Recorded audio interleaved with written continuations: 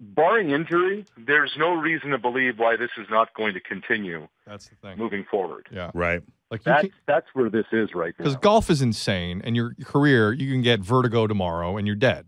Right. Right. I mean, this is it's just a David Duvall reference, whatever. Yeah. So, but like they, if you know how to compete in this sport, Arash, like if you are comfortable in certain environments, i.e., semifinals, this is you don't know it is you can't really have a conversation on how long it might last because you're going up against roughly the same people every other tournament or so. Right. So I mean, it's scary how long this could go. Yeah, and Raonic has been basically in the top 20 now for over 3 years. He's been hovering in and around the top 10 and top 12 for the last 18 months. And there's nothing to suggest with either of them that this is not going to continue. I think especially with Bouchard, because of the state of the women's game right now, that it's Serena, to a much lesser extent Lina, maybe Azarenka, but she's kind of been up and down, Maria Sharapova. But outside of that, who's really going to be part of that next generation? Bouchard's going to be a star, fellas. And I'm usually quite reserved in any kind of real prediction, but this is a cat who's going to win multiple majors, multiple Grand Slams, and she is going to be a worldwide star. Bank on it. Believe in it. You know, it's funny. You say that, and I think we've said that before on the show. I don't know if we went as far as the Grand Slams, but that the tennis world, one, is looking for a star, and two, she has star quality. Not only is she a great-looking girl, she's a great tennis player, and she's articulate in English and in French. But this morning, Arash, I flipped on ESPN.com, and she was at the top of the list. Bouchard wins first set. And I was like, my goodness, like this is where she's getting. She could be a star on both sides of the border. And Timmy, we live in a world that for the first time since 1911 or 1916, an American has not advanced past the round of 16 on the men's or women's side. Yeah. She can be marketable. She's Maria Sharapova 2.0. Right. Except, I understand she hasn't won really anything yet, but to me, her potential, her upside, her ceiling is much higher than what Sharapova is. Already at the age of 20, she's gotten to the last 3 Grand Slam semifinals. Already she has the deal with Nike. Already she's the darling of ESPN with the sit-down with Hannah Storm today. She's gotten the big money deal with Coca-Cola. She's going to be the face of tennis that the WTA was going to want to parade around. And the other thing about her, away from all of the glamour stuff, she is a ruthless competitor. Yeah. I mean, she balls out, and she gets broken early in the match. She immediately breaks back. She senses any kind of opening. She goes to work. And I spent a week around her around Easter in April in Quebec City. And, it's a cliche that some people say, she treats a practice like a game. She treated every ball in that practice like she did today in that match. And you saw it. She was 2 points away in the deciding set. She won 6-2. And she was in the umpire's face because she thought there was some kind of injustice along the way. That's who and what she is. That's her DNA. That's her makeup. And that's why, in large part, she is where she is. Arash Madani here on Tim and Sid. Just so we can say it out loud one more time, Eugenie Bouchard will play for the Wimbledon women's single title Saturday morning, and Milos Raonic in a semi tomorrow will take on Roger Federer. So that's where we're at right now. Sticking with the Bouchard thing. And we're not in the twilight zone, too. And we're not in the twilight zone. Yeah. She is so mentally with it. And it's the little moments, like in the first set, there was a medical issue in the stands during the tiebreak. Mm-hmm. The cameras went to Eugenie Bouchard a couple of times. She's talking to herself the entire time. Right. And in tennis, you can't interact with the coaches. You need to be great at that. You need to be great at motivating, talking yourself through situations. It's just those little moments when you watch her operate, Arash, where you're really impressed. And at 20 years old, to be that mentally strong and disciplined, it's a scary proposition for everyone else right now on tour. I mean, we're all amazed by this. Canadians are, in disbelief. The ESPN commentators have been just breathlessly trying to describe and explain exactly the magnitude of this. And meanwhile, you have this kid who says, I'm not surprised by any of this. I put the work in. Yeah. I've earned this. I've worked towards this. I'm not shocked by this. This is what happened. I've gone after it, and she has from a young age, and I think one of the real neat things is she showed she was human today, which was remarkable. That's the first time I've seen that, when she double faulted on match point. But I mean, we're talking 20 years old. We're talking about Jabari Parker going into Chapel Hill and trying to hit the free throw as Carolina fans are going crazy. He's a college kid who has nerves. She has nerves of steel. I can't remember the last athlete at this age who does not get caught up in any kind of moment and stays in it the way Bouchard does. And I think that's a big part of this, that, she's got those steel veins, and in a game that's so mental, that's where her advantage can really show against some opponents that may be a little more talented and a little higher ranked than she is. Yeah, I mean, and tennis, especially the women's side, has seen its young champions. So there have been those before her, even though she is at 20 years of age. And she has had the pedigree. Like, I know that ESPN is playing this like she came out of nowhere, but she hasn't. Right, she hasn't come out of nowhere. 2 years ago, she won the Wimbledon junior title, which she still says is her most significant achievement. Mm-hmm. Her first year as a pro was last year. She got up until about the 60s in the rankings and got a taste of it. And in 3 slams this year, she's gotten to semifinal, final, and has a tour championship on her resume already. She's led Canada. She's anchored the team that's gotten to the Fed Cup World Group for the first time ever. So this is not out of nowhere. This is, matter of fact, this has been in the making for quite some time. And she and Raonic are the first 2 graduates of this Tennis Canada development school that began a number of years ago and wasn't supposed to really bloom until 2017. And lo and behold, 3 years early, you have 2 cats in the semifinal, and one of those cats is already in the final. Arash Madani joining us here on Tim and Sid. There's a conversation that I think we stumbled on, but I want to ask this because I think there's a tiny bit of irony in it. Could the embarrassment of what Greg Rusedski did to this country lead to the same programs that produced Eugenie Bouchard, Milos Raonic, and Vasek Pospisil, who, by the way, is also onto the semifinals, as is Daniel Nestor in men's and mixed doubles. So it's all Canadian all around.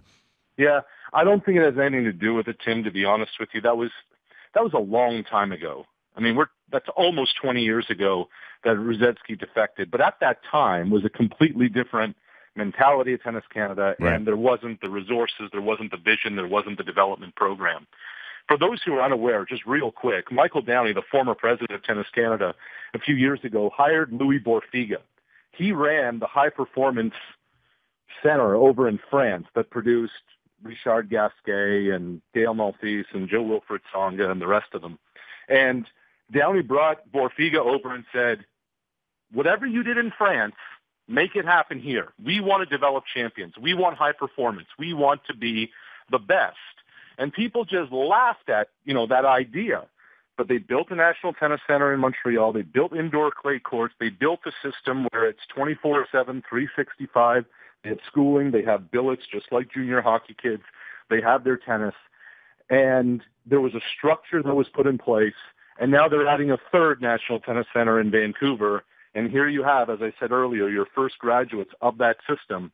Just the way France has been a world power on the tennis scene, now too is Canada, because of that kind of plan that they set forth, and here we are.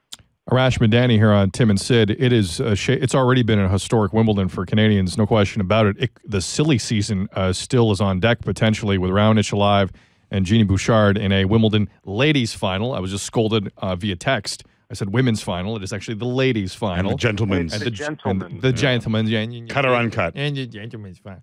Arash, you mentioned the development center for tennis in this country from a kid's standpoint, and this renaissance of Canadian basketball that we're seeing. I think a lot of us can point to Vince Carter and say, boom.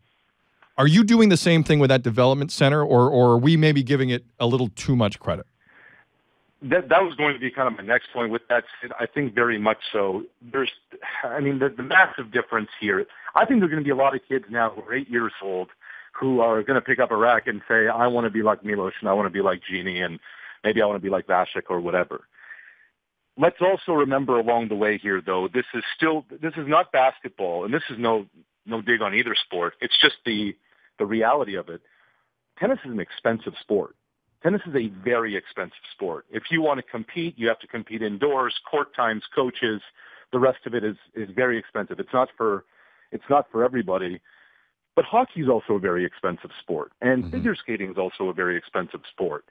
So it's going to be kind of one of those decisions that along the way is going to happen. But I really believe the real impact of what's happening now is going to be felt 10 and 15 years from now, when the kid who was watching Bouchard, when the kid who was watching Raonic, when they saw exactly what's kind of happening in this country, like the Vince effect, we're going to see it down the road.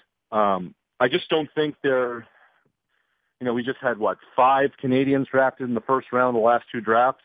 I think that's going to be asking a lot to have 5 Canadians in the round of 16 of a major. But then again, who would have ever thought that we'd have 2 Canadians in a Grand Slam semifinal, right? Yeah, and make it 4 if you had the doubles mix. I just don't want to discount the doubles. And the Cavaliers will draft 2 of them. The doubles is the doubles is distinctly Canadian. I just feel like we got to throw it in there. You make a lot of money in your career playing good doubles. Ask Dan Nestor. I need a loan from Daniel Nestor. Yeah. That guy's got paid. He's all right. Arash, before we let you go, we kind of stumbled on a conversation. Someone wrote in and said, outside of team sport, and I guess the Olympics, would this be the biggest moment in Canadian sports history? We were talking about Mike Weir. Someone suggested Ryder Hegstadal winning the Giro d'Italia. Yeah. And for those who follow that, I guess that's a pretty big deal, although most have been jaded by that sport, but that's another story for another day. Like, where would this rank? It's up there, Tim. There's no question. And I don't know if you can compare the two, but Steve Nash winning back-to-back NBA MVPs, the second biggest global game of them all. Yeah. I don't know if an individual award and achievement is the same as an individual sport competition accomplishment. There'll be somebody who will tell you that what Jacques Villeneuve did when the F1 championship is something that's right there. And to me, Georges St. Pierre.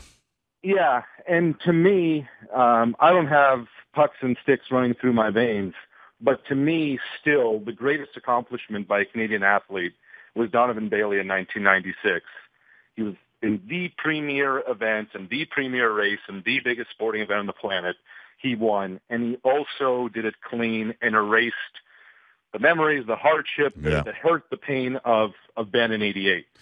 So but it's right there. Yeah. I mean, this is the category in which we are placing what Bouchard and Raonic are kind of doing here.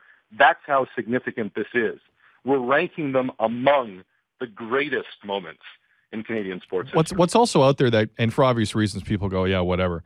Ben Johnson ran a 9.83 in Rome in '87 at the Worlds, and that's also a moment.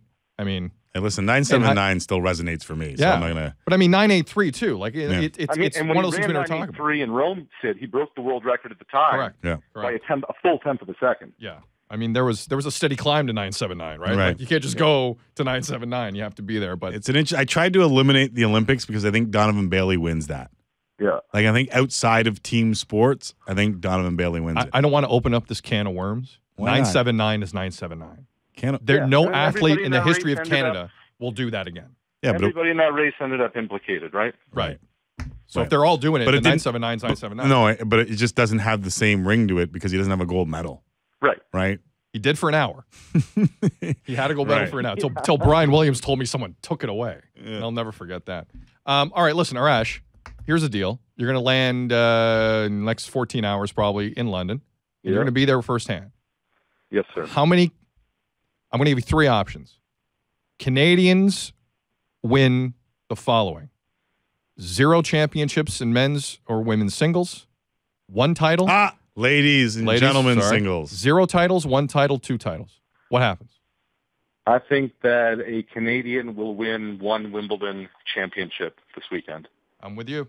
Yeah, it's unanimous. Genie's got that eye of the tiger look, man. We better let it go before it changes because I don't know how many times us 3 are going to be unanimous in our careers. Yeah. Arash, this is going to be a hell of a weekend regardless of what happens. Yeah. And I'm flat out jealous. I know you're going to be working your tail off, but this is going to be something special. And I hope you enjoy it, man. Yeah, I appreciate it, fellas. This is as cool a moment in my career, so I'm looking forward to it.